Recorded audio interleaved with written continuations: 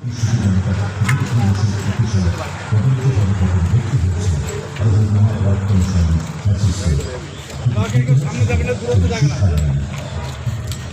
কুখ্যাত করে এসব ফ্যাসিস্টের অনেকেই হাতের মতো পালিয়ে মাথার চেষ্টা করেছে।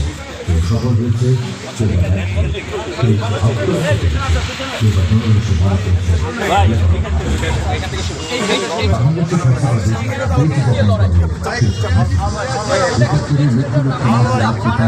আর সশস্ত্র জনযুদ্ধের মাধ্যমে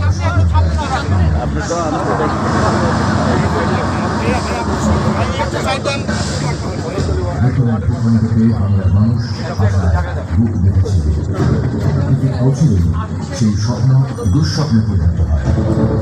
স্বাধীন বাংলাদেশে একদলীয় শাসন ব্যবস্থা বাকশাল গঠনের নামে ফ্যাসিবাদের বীজ বপন করে শেখ মুজিব। দেশ পরিচালনার ব্যর্থ আওয়ামী বাকশাল সরকারের অত্যাচার নীতিমতে নাভিশ্বাস ওঠে মানুষের। 1975 সালে সেনা অভ্যুত্থানের মাধ্যমে পতন হয় বাংলাদেশের প্রথম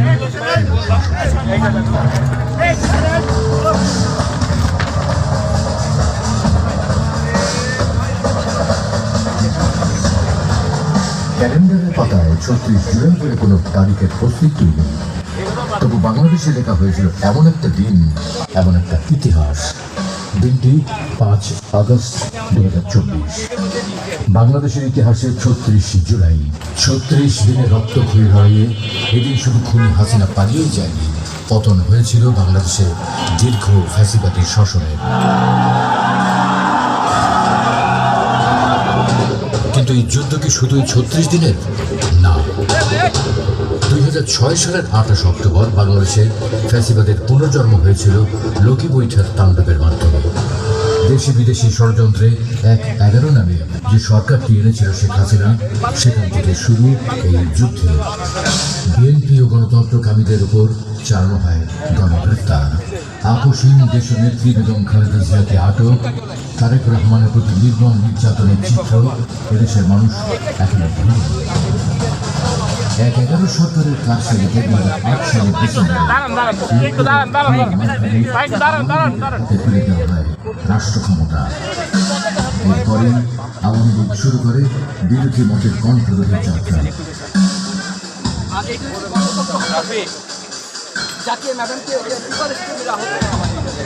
বিএনপির নেতৃবৃন্দ ও গণতন্ত্রকামীদের উপর নারকীয় হামলা, হাজার হাজার মিথ্যা মামলা, খুন ও বিচার বহির্ভূত হত্যায় এক ভয়াল রাজত্বে পরিণত করা হয়।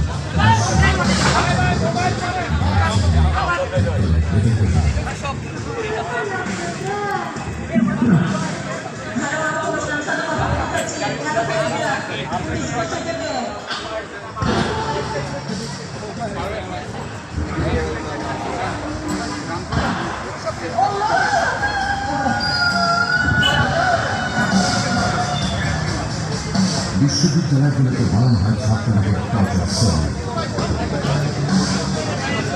বন্ধ করে দেওয়া হয় একের পর এক গণমাধ্যম।